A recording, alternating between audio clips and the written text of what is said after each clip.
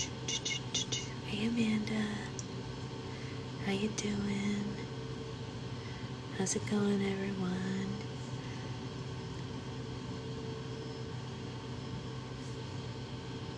What's up, what's up?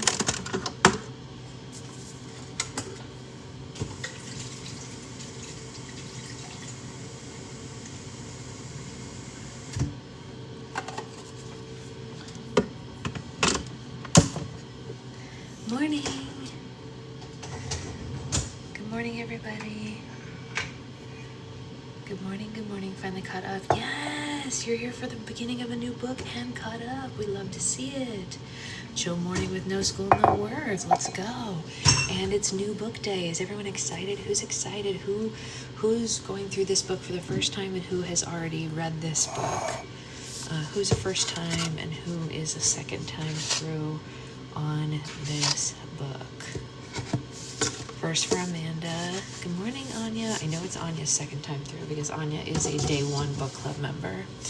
Jealous of everyone that gets today off. Yeah, I get that. First time for Stephanie, okay. Second time for Jen. I think I knew that also. Yeah. Second time for me, of course. But I think I enjoyed Tale of Magic just as much, if not more, the second time, so I have no problem being a second timer personally. I hope you all feel the same way. Apparently in-flight Wi-Fi let me join. What up? Hey, that's so cool. How's Elle doing on the flight? You know? Good, bad, medium?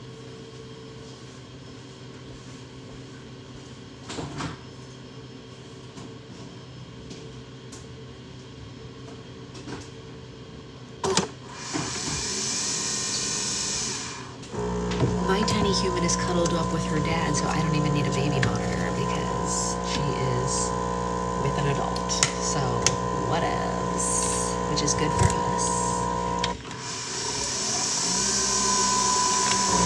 He's doing good.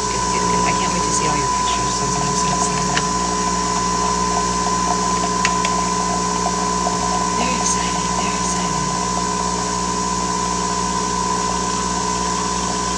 That's my dance. I hope you liked it. If you didn't, I don't know what to tell you. He's got number blocks and headphones. You know what? That'll work for listening last night. Aw, thank you. You know, I think he really did. Took him to a really fancy restaurant. Morning, Maggie. Are you excited for the new book? I took him to a really fancy restaurant, and he said it was some of the best food he's ever had, which means that, I did a good job picking the restaurant. I made a quiet night. It was lovely. He got to have drinks because I drove home, because, so, yeah, all good.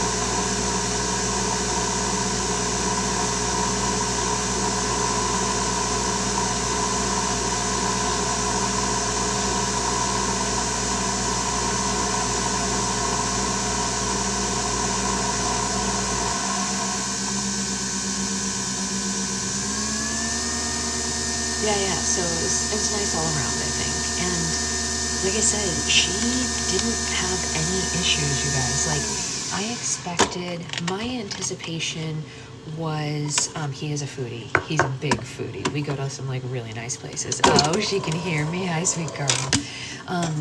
So my guess for my daughter was that she was going to cry when she figured out we were gone and then calm down, and then maybe later in the night cry one more time, but not a lot, because you don't want your child crying hysterically, because then I wouldn't do it, but a little bit of where's mommy, is normal, right? And so that's what I was expecting. I told my sister, that's what happened with Zoe when she was little and I watched her, yada yada.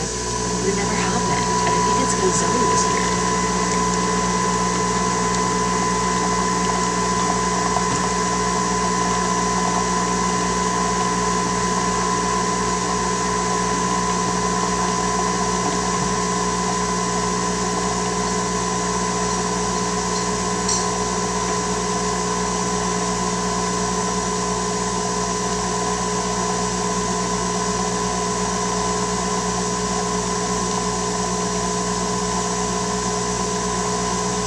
Every time I checked in, my sister would send me a picture of them just laughing and playing or eating together, and she was like, chill out, she's fine.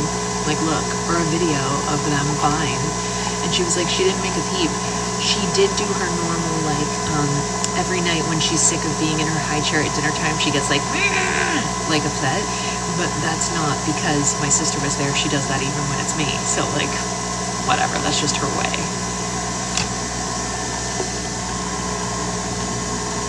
I'm so glad too, Susan. Trust me. I would have turned around and come back if I thought she was upset. But she wasn't, so we had a really nice night. Really nice night. When she heard us come home, she crawled right over, didn't cry when when I figured out that she hadn't, I know, right, Stephanie? When I figured out that she hadn't cried the whole time we were gone, I thought she might cry when she saw us, like, where have you been? She just crawled right over, climbed up on me, and was fine. No tears.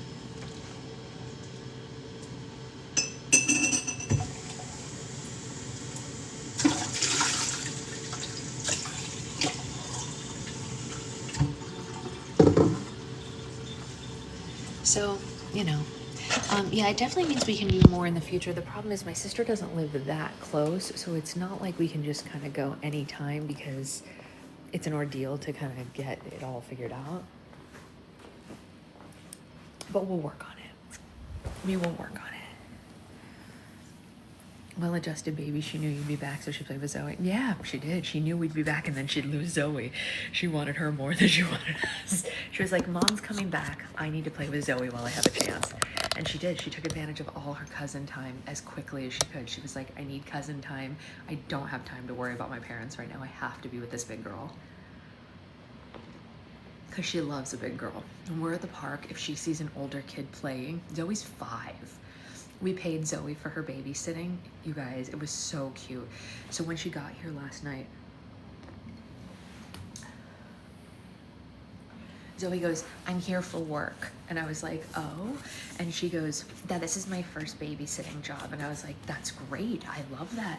And she said, I'm gonna help watch the baby. And I was like, yeah, definitely, sweetheart. And so I was like, well, I got you slime and a cookie, you know, to say thank you for doing this. She's gluten-free, so it's always special when I find her like a fancy gluten-free cookie. It was like a Valentine's one. It had sprinkles and frosting. It was all cool, right? And then our daughter didn't cry at all. And so we were like, we should give her money as like to say thank you. And so when we got home, my husband went up to her and handed her $5. And she said, what's this? And he said, you did a good job. You get paid for good work. And she was like, Mommy, I got paid. And she was so excited. And my sister said when she got home, she ran to her dad and said, I got paid for a good job. It was really cute. So, you know, and then she told her dad it was hard work, which is funny because before she got paid, it wasn't hard. But my husband said, like, you know, it must be that in her kid mind, as soon as you're paid, it's work, it's hard. Was Catherine like, no, I mean, I bought my sister a fancy dinner as a thank you, and she was thrilled. I think that was her payment. And also, I watched my sister's kids for 4 days while she was away at a convention and didn't ask for anything. So I think my sister was like, you know what, I kind of owe her this one. I stayed with them for 4 days straight. She's compensated, so it felt tougher, right? She was like, well, if you get paid, it's like hard. You know, if you only get a cookie, it's easy. It was very cute though. They had a great time. And when they were going to leave, my daughter was like, I just asked her dog to stop. I did. I asked for her dog to stop eating my food. Her dog is a sweet boy, but he will find your food anywhere you hide it, even if you cover it. Like, I started putting my food in the microwave even when I wasn't using the microwave, just to like put it down for a second so I could go get the baby, like her baby, you know, when Ethan was smaller. Sausage, she probably loved the chance. Yes, oh my gosh, she loved. I was Zoe's first babysitter. Yes, they didn't go out until I came to watch Zoe as well. Yeah, same thing. Zoe is gonna take on the world. Zoe is the director. Like, if you're putting this in context of a show, Zoe is in charge. Zoe's the big cousin. She's the director. She knows what's going on, but she also like is the most respectful and sweet little girl. Becca's met her, she knows, and she's just, like my sister says all the time, she's like, I don't deserve her. She's too good. She's too easy. Like I didn't, my sister was not a good and easy kid. So she's like, I don't know how I got this one. I didn't deserve it. I was like, you really didn't. You did not deserving of Zoe. But of course she loves her. She's perfect. That's going to be her podcast. Zoe's in charge. Yes, Zoe is in charge. That's right. I still hear her, if I'm not seeing her. Oh, I know. It was hard. I mean, school makes it hard. That's the problem, is that like your kids were off school because you were on vacation, but she had just started school. So next time. The house smelled like burnt plastic for a long time. Uh-oh. That's not good. Wait, I missed the first part of that, Jillian. What happened? I must have missed something because she doesn't care that there was school. No, sure. Yeah. I mean, I get that. Yeah, she doesn't care. Becca, if you remind me later, I'll send you videos of the two girls together so that you can show Ellie. Yeah, it must have been filtered, but usually they at least show me the filtered ones. Like I could see Sloth, even though I can't unfilter Sloth's comment, I could see it at least. But anyway, so it's new book day, guys. Let me go ahead and pin the book that we are reading today. New book day, new book day. Where are you? Tale of Witchcraft. Boom. All right. So Tale of Witchcraft is our next read. We are chugging along in Bristol's Dirty Dog ended up turning on the microwave to get food.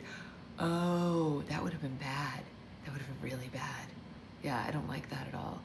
No good. Hi, Miles. Welcome to New Book Day. I hope you enjoy it.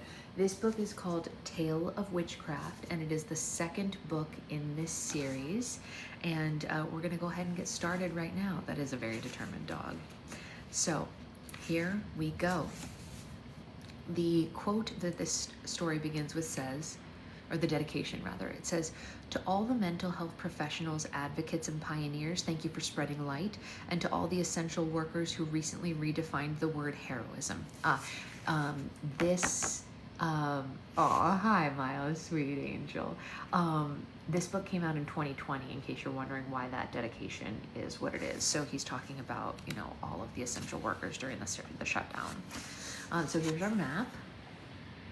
Looks pretty similar to what we saw before, except we have the addition of the Celeste Weatherbury Memorial Academy of Magic, and also the Ravencrest School of Witchcraft to know what's going on there. And they have split the in-between into the Troll territory, the Elf territory, the Goblin territory, and the Dwarf territory, and the Fairy territory, because originally it was just the in-between all as one. All right, so prologue, A Righteous Return. And here's the photo, the drawing for the beginning of the prologue. That looks a little scary. So let's see what's going on here. It began in the dead of night while the world was asleep. As soon as all the street lamps faded and the lanterns dimmed through the southern kingdom, hundreds of men across the country, 333 to be exact, suddenly emerged from their homes at precisely the same moment. The peculiar activity hadn't been planned or rehearsed. The men never discussed it with one another or even knew the identities of their fellow participants. They were from different villages, different families, different backgrounds, but the men were secretly united by one malevolent cause. And tonight, after a long hiatus that had finally called them into action. Hey, Isabella, we're just getting started. Each man stepped into the night wearing a pristine silver robe that practically glowed in the moonlight. Matching silver masks with 2 slits were draped over their head to shield everything but their eyes, and the face of a ferocious wolf was proudly displayed across each of their chests. The ominous uniforms made the men seem more ghost-like than human, and in many ways, these were ghosts. After all, it had been centuries since the Righteous Brotherhood's last appearance. The men left their homes and journeyed into the darkness, all heading for the same location. They traveled entirely on foot and walked softly so that their footsteps didn't make a single sound. When their towns and villages were far behind them, and they were certain that they hadn't been followed, the men lit torches to illuminate the road ahead. But they weren't on a paved road for very long. Their destination was far beyond any beaten path, and it wasn't on any of the surviving maps. The Brotherhood hiked over grassy hills, stomped through muddy fields, and splashed across shallow streams as they trekked through uncharted territory. They had never been to their destination or even seen it with their own eyes, but the directions were so ingrained in them that every tree, every boulder that they passed was as familiar as a memory. Some men traveled greater distances than others, and some moved faster, some moved more slowly. And at 2 hours past midnight, the first of the 333 travelers started to arrive, and the sight was exactly as they had expected. At the southernmost point of the Southern Kingdom, at the base of a rocky mountain bordering the South Sea, were the ancient ruins of a long-forgotten fortress. From afar, the fortress looked like the carcass of an enormous creature that had been washed ashore. It had jagged stone walls that were horribly cracked and chipped. 5 crumbling towers stretched into the sky like the fingers of a skeletal hand, and sharp rocks hung over the drawbridge like the teeth of a giant mouth. The fortress hadn't been occupied by a single soul in over 600 years. Even the seagulls avoided it as they hovered in the night's breeze. But regardless of its eerie appearance, the fortress was sacred to the Righteous Brotherhood. It was the birthplace of their clan, a temple to their beliefs, and it served as the headquarters during the days of the imposed righteous philosophy on the kingdom. There had come a time when the Righteous Brotherhood was so effective at enforcing their righteous philosophy that such a base of operations was no longer needed. So the Brotherhood boarded up their beloved fortress, hung up their uniforms, and retreated from sight. Over time, their existence became merely a rumor, and that rumor became a myth, and that myth was nearly forgotten. For centuries, generation after generation of the Brotherhood sat quietly on the sidelines and relished the profound ways their ancestors had shaped the Southern Kingdom, and by extension, the rest of the world. But the world was changing, and the Brotherhood's time of silence was over. Earlier that day, a series of silver flags with the images of white wolves were placed throughout the towns and villages in the Southern Kingdom. The flags were subtle and hardly noticed by most of the citizens, but to these 333 men, the flags conveyed an unmistakable message. It was time for the Righteous Brotherhood to return, and so, later that night, once their wives and children were asleep, the men quietly retrieved their uniforms from their hiding places. They wrapped their silver robes around their bodies and draped the silver masks over their faces and promptly left their homes for the fortress of the south. The first arrivals took position on the drawbridge and guarded the entrance. As the other clansmen trickled in, they lined up one by one and recited an ancient passphrase before being allowed to enter. "Nothing can flee the 333. Once they were permitted inside, the Brotherhood gathered in a vast courtyard at the heart of the fortress. The men stood in complete silence as they waited for the rest of the clan to arrive. They watched one another with extreme curiosity. None of them had ever seen a fellow clansman before. The men wondered if they recognized any of the eyes peering through the masks that surrounded them, but they didn't dare ask. The first rule of the Righteous Brotherhood was never to discuss or disclose your identity, especially not to one another. As they saw it, the key to a successful secret society was keeping everyone a secret. At 5 hours past midnight, all 333 members were finally present. A silver flag bearing the image of a white wolf was hoisted above the tallest tower to mark the Brotherhood's official return. Once the flag was raised, the High Commander of the clan revealed himself by placing a sharp crown of metal spikes upon his head. The men bowed to their superior as he climbed to the top of a stone platform where all 332 pairs of eyes could see him. "Welcome, brothers," the High Commander said with open arms. "'Tis a glorious sight to see all of you gathered here tonight. Such a meeting has not been held in over 600 years, and our forefathers would be triumphant to know the Brotherhood has survived the test of time. For generations, the principles and responsibilities of this Brotherhood have been passed down from father to eldest son in 3 kingdoms and 333 of the Southern Kingdom's finest families." And on our fathers' deathbeds, we each swore an oath to devote our entire existence in this lifetime and whatever lies beyond to protecting and upholding the righteous philosophy. The High Commander gestured a hand to the Brotherhood, and they passionately recited the philosophy in perfect unison.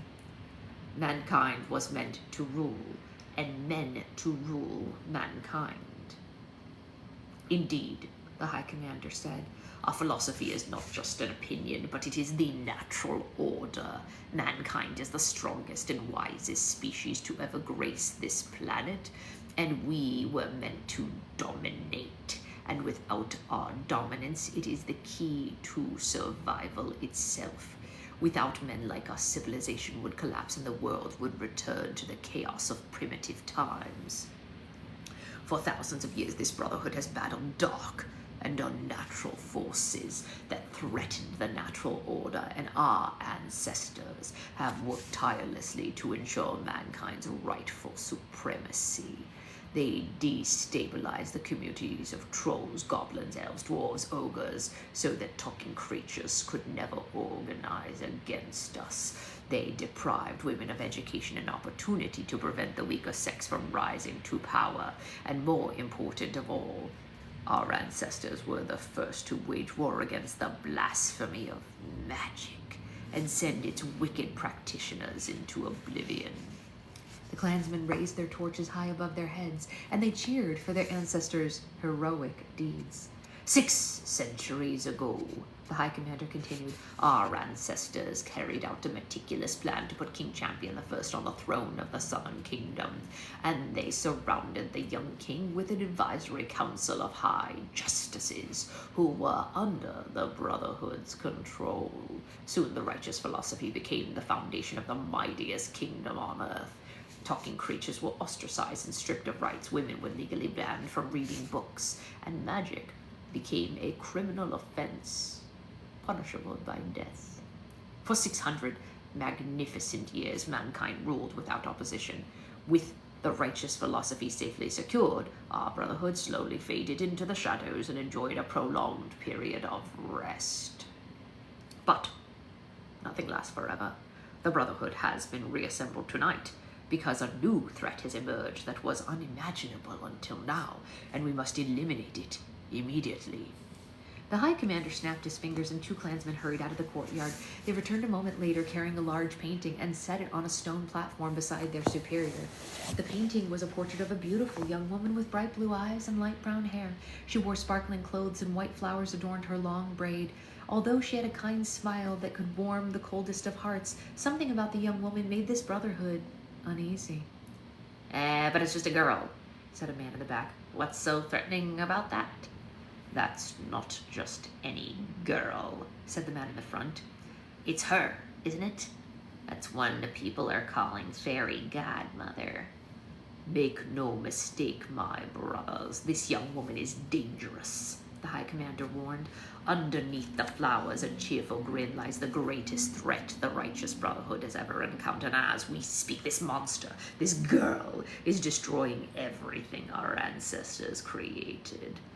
A nervous murmuring swept through the courtyard, prompting another man to step forward and address this anxious clan. I've learned a great deal about this fairy godmother, he announced. Her real name is Bristol Evergreen, and she's a criminal from Chariot Hills. Last year, she was arrested for female literacy and for conjuring magic. She should have been executed for her crimes, but Bristol Evergreen was spared because her father, Justice Evergreen, the justice used his connections to lessen her punishment, and instead of death, she was sentenced to hard labor at the Bootstrap Correctional Facility for troubled young women. But Bristol Evergreen was only there for a couple of weeks before she escaped. She fled to the southeast and in between and joined a devilish coven of fairies, but she's lived there ever since, developing her sinful abilities with other heathens like her. I'd say her abilities are more than developed now, the High Commander chimed in. Recently, Bristol Evergreen bewitched King Champion the 14th into amending the laws of the Southern Kingdom. The in-between was divided into territory so that the talking creatures and the fairies would have proper homes. Women were granted the permission to read and seek a higher education. But worst of all, Bristol Evergreen orchestrated the worldwide legalization of magic. Virtually overnight, every trace of the righteous philosophy was stripped from the Southern Kingdom's constitution. But Bristol Evergreen's reign of terror... Oh, sorry. It's the same voice. I thought it was a new character. It's not. If your greatest threat is kindness, maybe it's time to look internally. Yes. I mean, you know, it may be. It may be time to look internally. Yeah, about something going on with you. Yeah. But Bristol Evergreen's reign of terror does not end there, my brothers. No, she has since opened an atrocity of a magic school in the fairy territory and invited all the members of the magical community to move there and develop their own unnatural abilities. When she's not teaching, Bristol Evergreen travels across the kingdoms with a few colorful degenerates known as the Fairy Council. They've captured the world's attention and affection, claiming to help and heal those those in need. But our brotherhood will not be fooled. The magical community's objective is the same today as it was 600 years ago, to brainwash the world with sorcery and enslave the human race.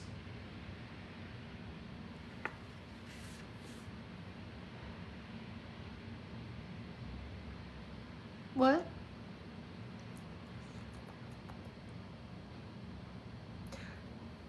I didn't remember that.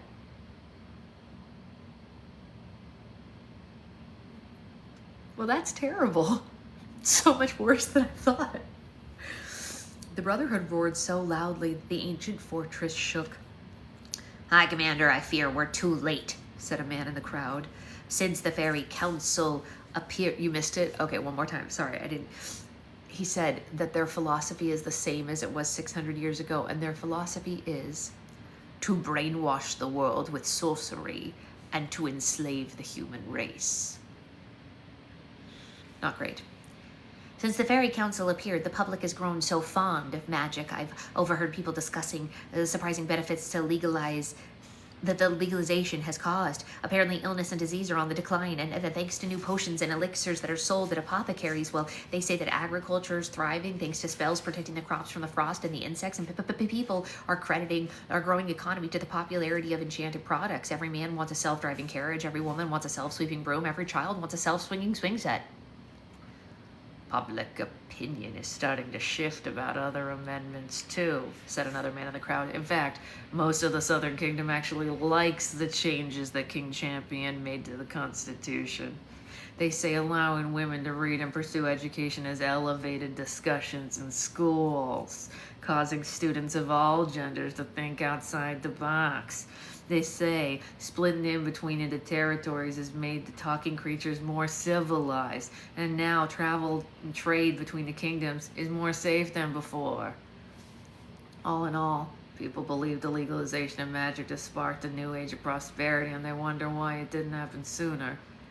Their prosperity is a facade, the High Commander shouted. A hydrangea may be beautiful, its scent may be pleasurable, but it's still poisonous when ingested. If we don't restore the righteous philosophy, our world will begin to rot from the inside out. Too much diplomacy will make us weak, too much equality will make us kill initiative, and too much magic will make us lazy and incompetent.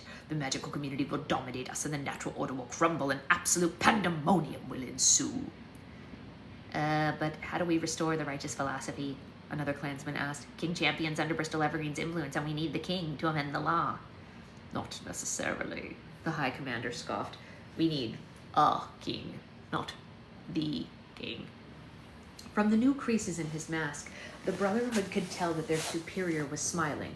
Ah, now for the good news, the High Commander said. King Champion the 14th is 88 years old, and it won't be long until a new king sits on the throne of the Southern Kingdom. And as fate would have it, the next king is very sympathetic to our cause. He respects the natural order, he believes in the righteous philosophy, and like us, he has not been fooled by the Fairy Council's display of compassion. The next king has agreed to abolish King Champion's amendments on one condition: that we appoint him as the new leader of our brotherhood and serve him as the righteous king. The clansmen couldn't contain their excitement. Until now, they never would have imagined a world with the sovereign of the righteous brotherhood as also the sovereign of the Southern Kingdom. If they proceeded wisely, such an outcome could solidify the righteous philosophy for generations to come. And what about the magical community? A clansman asked. That they're more powerful than ever before. Surely their revolt against the new king, or they'll just bewitch him as easily as they did the old king. Then we must terminate them before the next king takes the throne, the High Commander said. Okay, but how? Another clansman asked.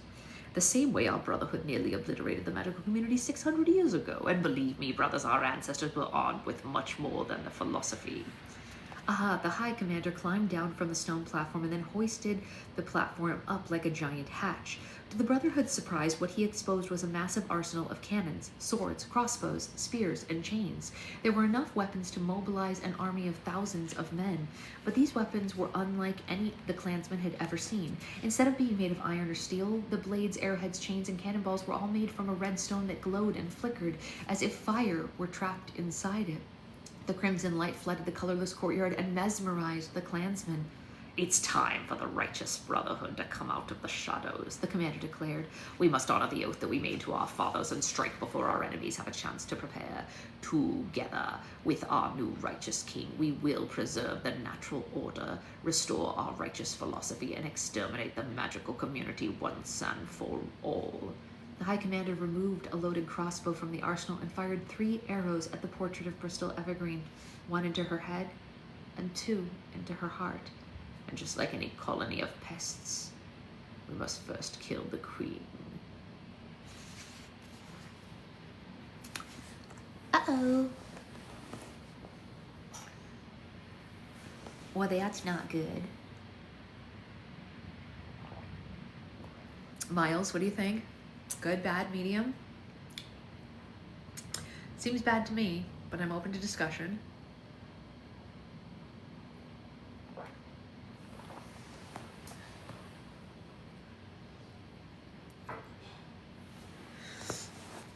Chapter 1 is called Dam Damage. D-A-M, like a dam, like a beaver dam.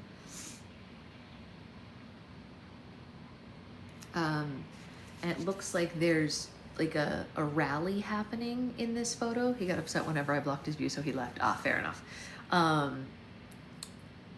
The signs in this portrait or in this drawing say, "Thank God for fairies. Don't be tragic. They're just magic, and magic is beautiful." So they're in favor of magic. These townsfolk here. It looks like in the picture from afar, it looks like it's a protest, but it's a support rally. It seems. Dam damage.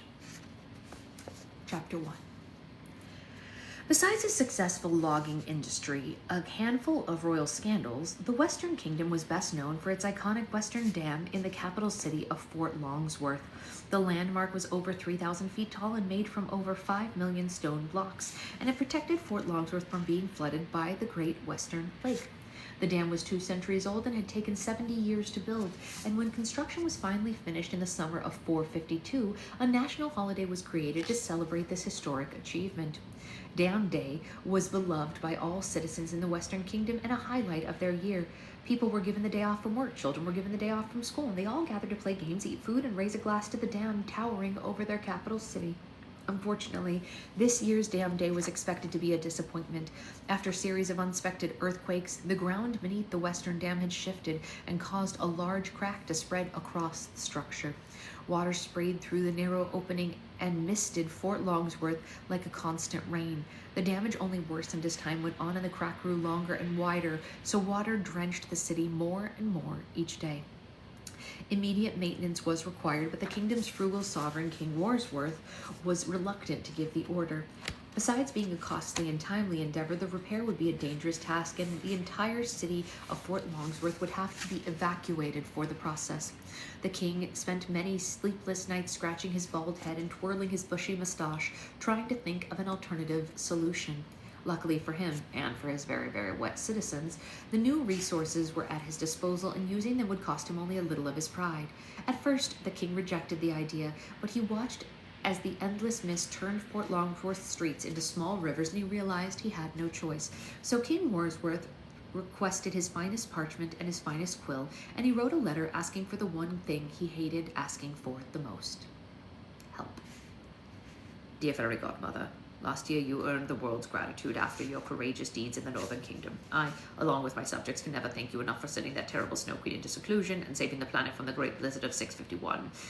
But since then, you have continued to fascinate and inspire the world with profound acts of generosity. From building orphanages and shelters to feeding the hungry and healing the sick, you and the Fairy Council have touched our hearts and compassion with your charity. Today, I write to you with hopes that you will consider sharing your compassion with the Western Kingdom. Recently, the Western Dam in Fort Longworth suffered damages that must be addressed immediately. A traditional repair would take the better half of a decade and force thousands of citizens out of their homes. However, if you were willing to provide us with a magical remedy, my people would be spared from such grievances. If such a gesture is possible, the fairies would earn the Southern Kingdom's eternal appreciation and give us a reason to celebrate even more on our beloved Dam Day. It is no secret that the Western Kingdom, like our neighboring nations, has had its complicated history with the magical community, and we cannot erase the discrimination and injustices of the past, but with your kindness, we could mark a new beginning for the Western relations with magic. I pray you forgive us and help us in our hour of need. With humility, His Excellency, King Wordsworth of the Western Kingdom. The king was exhausted after all this groveling. He carefully folded the letter and stamped it with his official seal and gave it to his fastest messenger. The following morning, the messenger arrived at the border of the fairy territory, but he couldn't find a way inside. An enormous hedge grew out of the perimeter and protected the territory like a leafy wall. The hedge was too tall to climb and too thick to crawl through, so the messenger searched the border and eventually found an entrance. He was surprised to find a large group of other messengers lined up at the entrance, and judging by their elegant wardrobes, they were all delivering messages from prominent households. Even more surprising, the entrance was guarded by a terrifying knight who sat atop a three-headed horse. The knight was twice the size of a regular man, and antlers grew out of his helmet. Although the knight watched the messengers in complete silence, he didn't have to say anything to make one thing perfectly clear: nothing was getting past him. 2 mail bins were on the ground in front of the knight, and one was labeled requests and the other was labeled praise. One at a time, the fearful messengers approached the knight and placed their message in the appropriate box, and then they hurried away as fast as they could. King Wordsworth's messenger waited for his turn, and with a trembling hand he dropped the king's letter into the box marked requests, and then he raced back to the Western Kingdom. Just a few hours after his letter was delivered, King Wordsworth received a response. While the king was enjoying dinner in the Western Castle, a unicorn suddenly burst into the dining room with a golden envelope in its mouth. The magical steed was followed by 24 guards who had failed to stop it from entering the castle. The guards chased the unicorn in circles around the dining room, and on their 5th lap around the table, the unicorns dropped the golden envelope into the king's bowl of soup. The unicorn left the dining room just as quickly as it had arrived, and the guards hurried past the beast as King Wordsworth dried the envelope with his napkin. He opened it with his butter knife and read the message inside. Dear King Wordsworth, I passed your request on to the fairy godmother, and she sends her deepest sympathies for your dam's troubles. She, along with myself and the rest of the fairy council, have agreed to help you. We will arrive in Fort Longsworth at noon on Dam Day to fix the damage. Please let us know of any changes, conflicts, or additional information prior to our visit. Thank you so much, and have a magical day. Sincerely, Emeralda Stone, Director of Correspondence to the fairy godmother. P.S. We apologize for meeting you on your national holiday. The fairy council is really busy with requests at the moment. King Wordsworth was overjoyed by the good news, and he saw it as a personal victory. He decided to make the Fairy Council's visit a momentous occasion and ordered his staff to spread the word of their coming engagement. Soggy banners were flown and damp flags were raised across the moist capital. A row of risers was placed at the foot of the western dam, and a stage was built so that the king could present the council with a token of his appreciation afterward. Such arrangements hadn't been made since King Wordsworth's coronation, but public interest in the Fairy Council was gravely underestimated. On the eve of Dam Day, hundreds of thousands of citizens from all corners of the kingdom traveled to Fort Longsworth. By dawn, the risers were overflowing, and the crowds had formed past every part of the city with a view of the dam. Families stood on roofs Shopkeepers stood on the roofs of their shops, and monks straddled the spires of their church for a glimpse of the festivities. The spewing dam soaked all the spectators through the city, and they shivered in the morning air, but their hearts were kept warm by the promise of magic. The Western Kingdom had never hosted such a tremendous celebration. It was being called the event of the decade, the celebration of the century, and a damn day for the history books. But even with those expectations, no one could have predicted how memorable this day actually would be. On the morning of Dam Day, Fort Longsworth was so busy that King Warsworth took him. So sorry.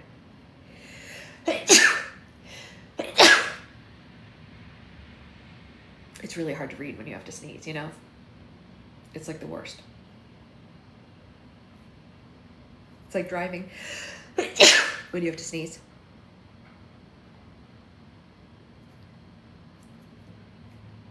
Is that it? Is that all of them? One more?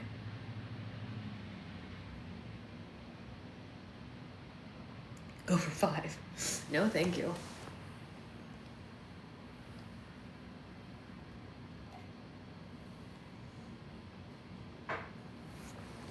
Bless you times 3. Well, thank you so much.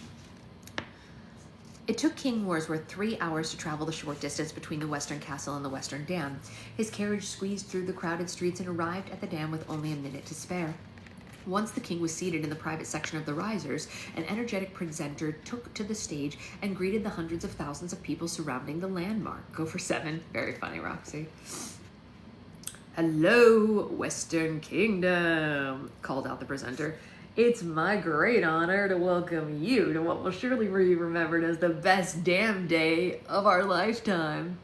The presenter's boisterous voice echoed through the congested city, and the citizens all cheered. Their enthusiastic roar was so strong that it almost knocked the presenter off his street. "In just a few minutes, the Fairy Council is going to arrive here in Fort Longsworth to repair the damages on the Western Dam, and such an endeavor would normally take several years to complete, but with the help of a little magic, the dam will be fixed instantaneously and before our eyes. Of course, none of this would be happening without the swift negotiations held by our bold and brilliant King Warsworth. Go ahead, Your Excellency, give the crowd a wave." The sovereign stood and waved to his adoring citizens. Their polite praise eventually died down, but King Warsworth remained on his feet, basking in his own glory. "Now, prepare yourselves," the presenter went on. "At any moment, you will be treated to a spectacle that is guaranteed to stimulate all your senses. But how will the Fairy Council repair the Western Dam, do you ask? Oh, well, perhaps they'll mend it with a fire of 1,000 torches. Perhaps they'll seal it with a sheet of glittering diamonds. Perhaps they'll stitch it together with strands of invisible ivy. I don't know. We won't know until it happens. But punctuality must be a part of their process, because here they come now." In the distance, traveling above the surface of the great western lake, were 6 colorful young people who approached the city like a moving rainbow. The group was led by an 11-year-old girl with a beehive of bright orange hair and a dress made from dripping patches of honeycomb. She was carried through the air by a swarm of live bumblebees, and the swarm dropped her off on top of the western dam, and they took refuge inside her hair. She was followed by another 11-year-old girl who surfed across the great western lake on a long wave. The surfer wore a sapphire bathing suit, and instead of hair, a stream of water flowed down her body and evaporated at her feet. As her wave reached the edge of the dam, the surfer hopped out of the lake and landed beside the girl in the honeycomb dress.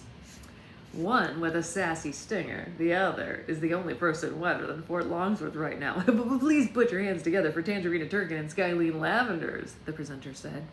And all of Fort Longsworth burst into applause for the first members of the Fairy Council. Tangerina and Skyline couldn't believe their eyes. They had never seen such a massive gathering. "Is there some sort of sale happening?" Skyline asked her friend. "No, I think they're here to see us," Tangerina said, and the crowd cheered even louder as the next 2 members of the Fairy Council arrived. A 13-year-old girl with beautiful brown skin and curly black hair sailed across the western lake on a bejeweled sailboat. She wore a robe made from beaded emeralds, diamond-studded sandals, and a shimmering tiara. The girl docked her sailboat at the edge of the lake and joined Tangerine and Skyline on top of the western dam. She was followed then by a 12-year-old boy who shot through the sky like a rocket. The boy wore a shining gold suit, flames covered his head and shoulders, and he was propelled through the air by 2 fiery blasts expelling from his feet. The blasts faded as he reached the western dam and landed beside the girl covered in emeralds. "She's as beautiful and tough as diamonds, and he's never afraid to play with fire. It's Emerald Stone in Xanthos Hayfield," the presenter announced. And just like Tangerine and Skyline, Emerald and Xanthos were amazed by the sea of people all around the dam. The flames on Xanthos' head and shoulders flickered with anxiety as he hid behind Emeralda. "Look at all the protesters," the boy cried. "Do you think we should leave?" "They seem a little happy to be protesters," Skyline said. "That's because they're not protesters," Tangerine said. "Read the signs." The Fairy Council had grown accustomed to seeing groups of protesters wherever they made public appearances. Usually the demonstrators chanted degrading things at them and held up messages as signs that said things like, "God hates fairies, magic equals mayhem, and the end is near." However, their visit to Fort Longsworth hadn't attracted the sort of protest they were used to. No, on the contrary, as the fairies looked around the crowd, they saw only positive messages. "Thank God for fairies. Magic is beautiful. Don't be tragic. They're just magic." "Oh," Xanthos said, and his nerves calmed down. "Sorry, I keep forgetting that people actually like us now. I guess old habits die hard." Emerald had grunted and folded her arms. "King's Boardsworth should have mentioned that there would be an audience," she grumbled. "I should have known better. Monarchs make a meal out of everything." The geese squawking filled the air. The sound of squawking filled the air as a rowdy flock of geese carried the 5th member of the Fairy Council to the western dam. She was a chubby 14-year-old who wore a bowler hat, a black jumpsuit, and a pair of oversized boots with a bottle cap necklace. The geese dropped her next to the other fairies, and she landed with a thump on her behind. "Ouch!" she yelled to the birds. "You call that a landing? Meteors have softer impacts than this." "You don't want to ruffle her feathers, but say hello to Lucy Goosey," the presenter, Lucy Goose, the presenter said. "That's pronounced goosey," she shouted as she climbed to her feet. "Next time do some research before you..." But then Lucy's mouth fell open and she lost her train of thought when she spotted all the observers. Holy full house. Look at the size of that crowd. That's even bigger than the one that watched us build the bridge in the Eastern Kingdom. "Yeah, I'd say the entire Western Kingdom is here," Emeralda said. "Maybe more." Lucy grinned from ear to ear as she took in the gathering. A group of children caught her eye as she became very excited. Each child was snuggling a doll that resembled one of the members of the Fairy Council. I know, I said it correctly by accident, yeah, because I already know her. "Look it, we've been merchandised," Lucy declared. "Gosh, it's a real shame we don't do this stuff just out of the goodness of our hearts. We could make a fortune if we charged for admission." A hush fell over Fort Longsworth in anticipation of the 6th and final member of the Fairy Council. Just when the citizens started to worry that she wasn't coming, a beautiful 15-year-old girl with bright blue eyes and light brown hair descended from the clouds in a large bubble. She wore a sparkling blue pantsuit with matching gloves and a train at the waist. She had white flowers placed in her long braid, and the bubble landed gently on the western dam beside the other fairies. The girl popped it with her crystal wand. "All right, Galinda, how you doing today?" "Snow Queens beware, because you are no match for our next guest," the presenter said. "She's compassion personified. She's a goddess among men, so please give a warm Western Kingdom welcome to the one and only Fairy Godmother." Here's hoping the nap lasts through landing. "Yes, Susan, go, go, go." The citizens cheered so loudly that the western dam vibrated under the Fairy Council's feet. People near the front of the dam started chanting as soon as the entire city joined in. "Fairy Godmother! Fairy Godmother!" Bristol Evergreen was overwhelmed by the passionate greeting. She had never seen so many people in one place before, and every single person was clapping, jumping, or crying with tears of joy for her. They held paintings of her face and posters with her name written on them. Little girls, a couple of grown men even, were dressed up as her, twirling fake wands in their hands. The Western Kingdom's admiration was an incredible honor, but for reasons Bristol couldn't explain, all the excitement made her uncomfortable. It didn't matter how enthusiastically people cheered for her. Bristol felt undeserving of this recognition, and despite their vibrant welcome, she couldn't fight the urge to leave. Nevertheless, Bristol had a job to do, so she forced herself to smile and gave the crowd a modest wave. The other fairies seemed to enjoy the attention much more than Bristol did, especially Lucy. "Boy, the crowd really loves that Fairy Godmother name," Lucy said. "Aren't you glad I gave you a title?" "I told you I didn't want a title," Bristol replied. "It makes me feel like an object." "Yeah, well, as my mother always said, if you're going to be objectified, you might as well be objectified by a family member," Lucy said, and she patted Bristol on the back. "Just be glad Fairy Godmother's what's stuck. We've all been called a whole lot worse." Excuse me, Bristol? Emerald interjected. It might be best if we make this a quick one because we've got a windmill to repair at 3 o'clock and a farm to defrost at 5. Besides, people are starting to foam at the mouth down there. Yeah, I couldn't agree more, Bristol said. Let's just do what we came here to do and be done with it. There's no need to cause a bigger fuss than necessary. Without wasting another moment, Bristol stepped to the edge of the western dam and waved her wand at the damage below. The giant crack was magically filled with a golden seal, and after more than a week of constant mist, the spewing water finally stopped. And to help matters even more, Bristol flicked her wand and sent a powerful breeze through the city that dried all the streets, the shops, and the homes. The breeze knocked a couple of people to the ground and blew hats off their heads, but they returned to their feet with dry clothes. It all happened so quickly that it took the citizens a moment to realize that their problems were solved. Their roar of appreciation was so powerful it was a miracle that the western dam did not crack again. Okay, good. Everyone's satisfied, Bristol said. Now let's get going. So, astounding, the presenter bellowed. With just a flick of her wrist, the fairy godmother has restored the western dam and saved Fort Longsworth from a decade of rain. And now, the fairy council will join King Warsworth on stage so he can present them with a token of our kingdom's gratitude. I'm sorry, say what? Emeralda said. And the fairies looked down and saw King Wordsworth standing on the stage with a large golden trophy. Tangerina and Skylene squealed with delight. They want to give us an award! Skylene said, oh my god, I love awards! Can we stay and accept it? Tangerina asked, come on, pretty please? No, absolutely not, Emerald said. If King Wordsworth wants to give us an award, he should have cleared it with me first. We can't let people take advantage of our time. Oh, lighten up, Em, Tangerina said. We've worked our butts off trying to gain the world's approval, and we finally have it. If we don't give people a chance to admire us now and then, we might just lose that admiration. Okay, honestly, I think Tangerina has a point, Xanthos said. King Wordsworth may have broken the rules, but his people don't know that. If they don't get the ceremony they're expecting, they're probably going to blame us, and we shouldn't give them a reason to start hating us again.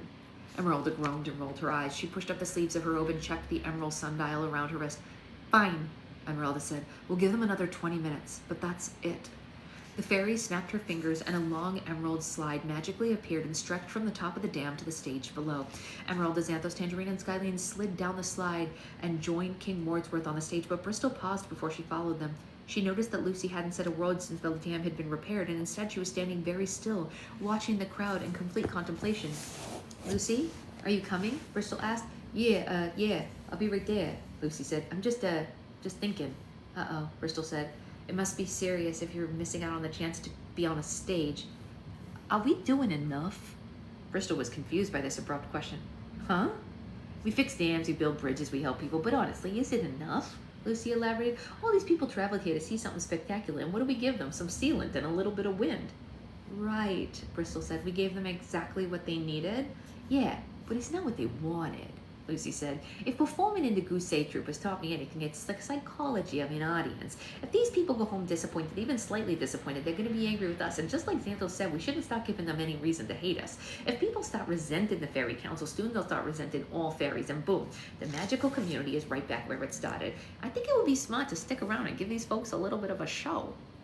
Bristol gazed at the city as she thought about what Lucy had said. It was obvious that people were hungry for more magic. They'd been fixated on the fairy council since their arrival, but Bristol didn't want to indulge them. She and the others had worked so hard to get to this point. The idea of working harder just to maintain their position was an exhausting thought. And Bristol didn't want to think about anything. She just wanted to leave and get away from this crowd. We're philanthropists, Lucy. We're not performers, she said.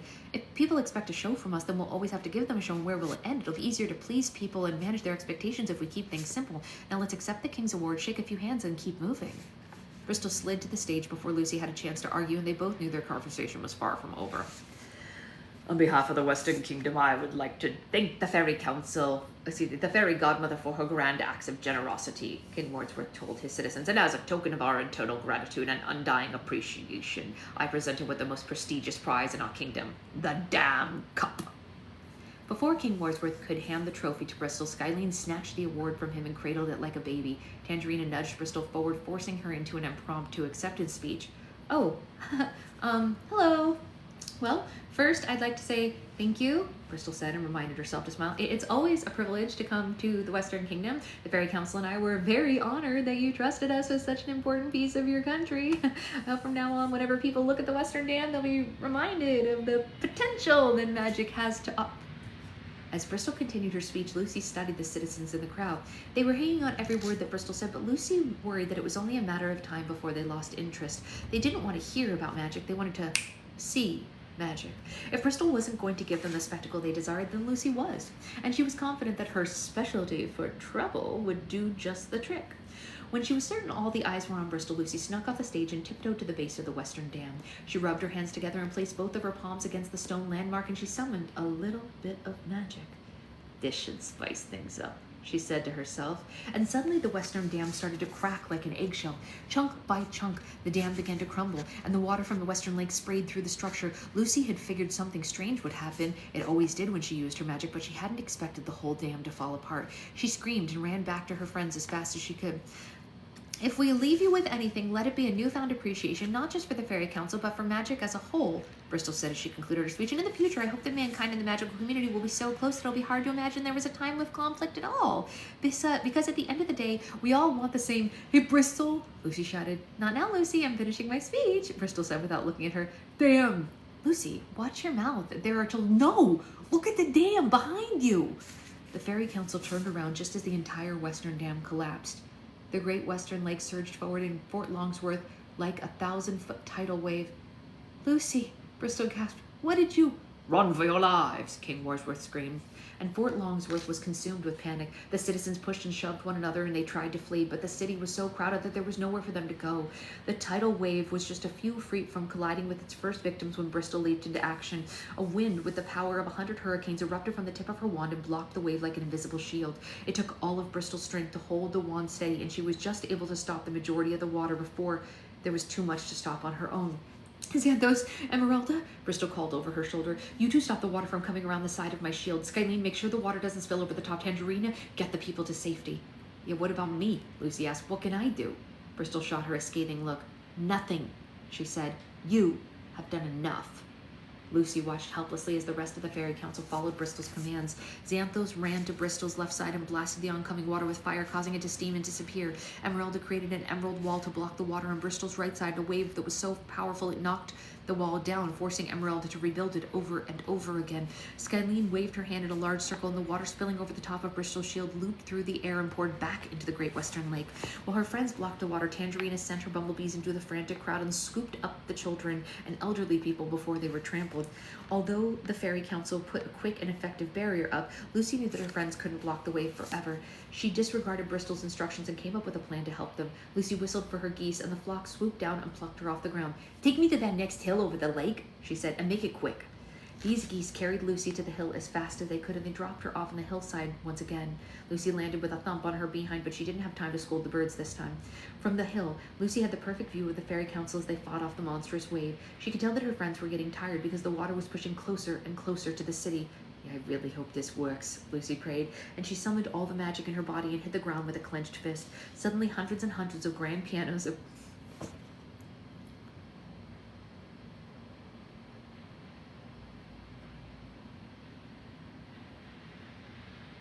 Sometimes I can't even hold it together with this guy. Chris is ridiculous. Hundreds and hundreds of grand pianos appeared out of thin air and tumbled down the hillside. It caused a thunderous, not to mention musical, commotion. All the panicked citizens froze and watched the bizarre landslide in awe. The pianos crashed into the ground and piled up between the Fairy Council and the enormous wave. The instruments kept coming, and soon the pile grew over the fairies' heads. Within moments, a completely new dam was created, and Fort Longsworth was saved by a barrier of broken pianos. It had been the most stressful and chaotic 5 minutes in Western Kingdom's history, but the citizens had also just witnessed the most spectacular sight of their lives. They clapped and cheered so loudly that the ovation was felt in the neighboring kingdoms. Lucy hurried down the hill to check on her friends. The fairies were so furious that none of them could even look her in the eye. Yeah, well, that was a doozy, Lucy said with a nervous laugh. Are you guys all right?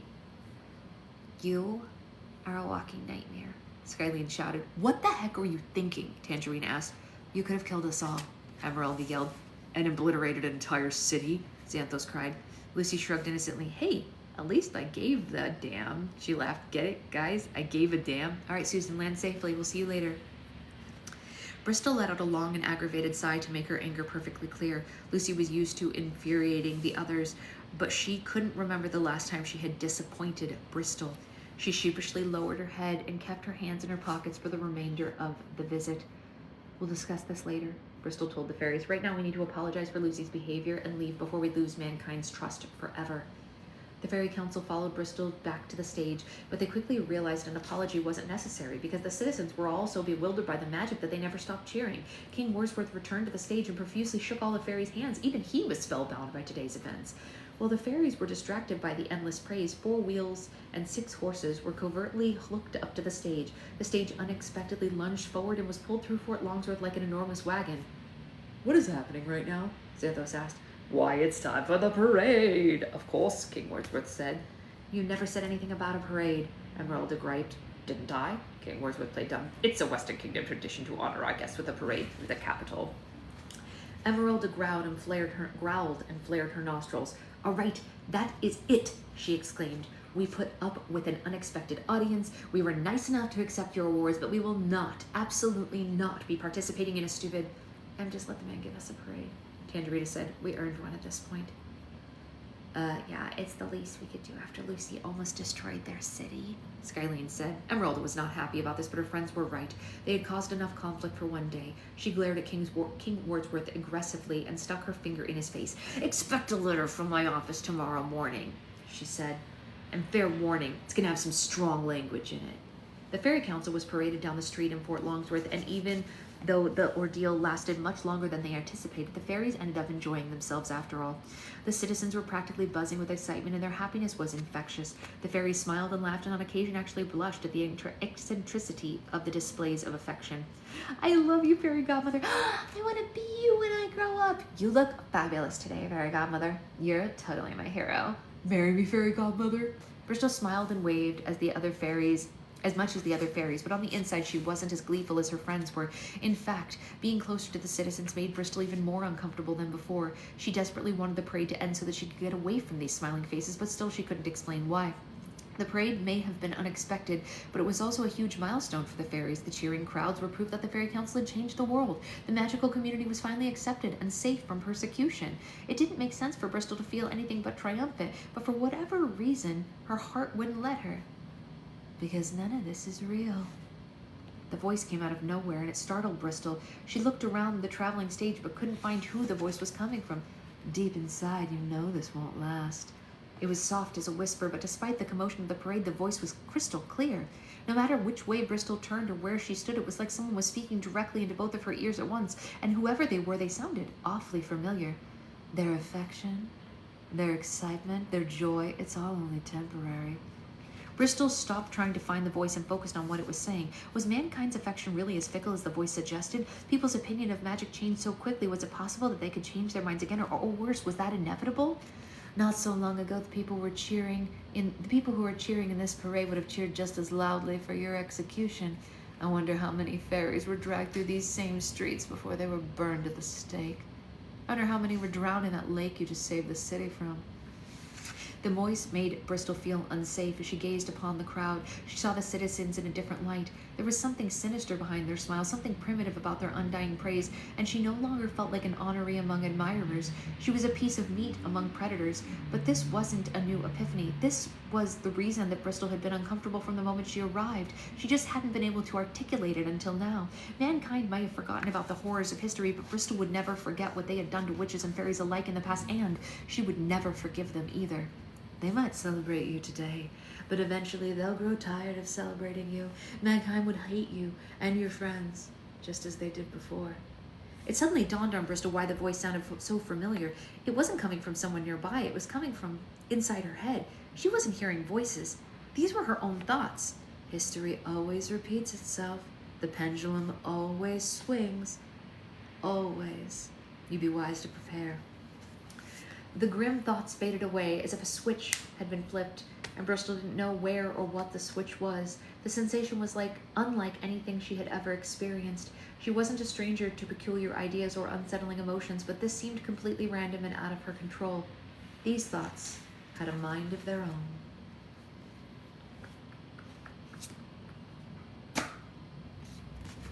Dun dun dun. Well, we're going to be on page 50 tomorrow. Good start, you guys. Love starting a new book on a new week. It's always a good feeling. It is a gloomy and rainy day here today, which stinks because I'm supposed to meet up with a friend who's visiting from New York and introduce her to my sweet baby angel. But, I mean, we'll still do it, but it sucks to have to do it in the rain. Dun, dun, dun, dun! I hear you, Miles. It's good. It was good. I like the sound effect. In fact, I really do love sound effects, Miles. I think all media requires sound effects. So good and so sad. I know it's already 9:30, but we got to read the prologue and the first chapter, and it's still quiet in this house. So like, no real complaints, even though we don't like that it's over. I would keep reading. I love a sound effect for everything as well. I would keep reading if we weren't meeting up with a friend this morning, so I have to feed the baby and then get going. But we'll be back tomorrow for chapter 2 and maybe beyond, depending on how she goes. It is a win. Yeah, it's a big win. We got a perfectly peaceful start to the book. So